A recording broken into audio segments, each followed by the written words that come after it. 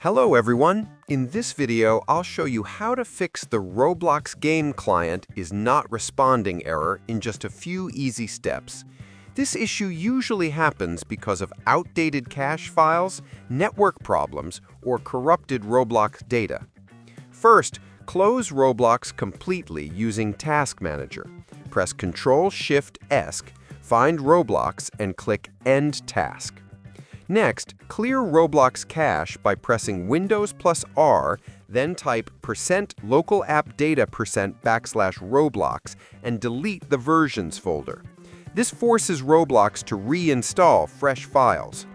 After that, restart your computer and make sure your internet connection is stable.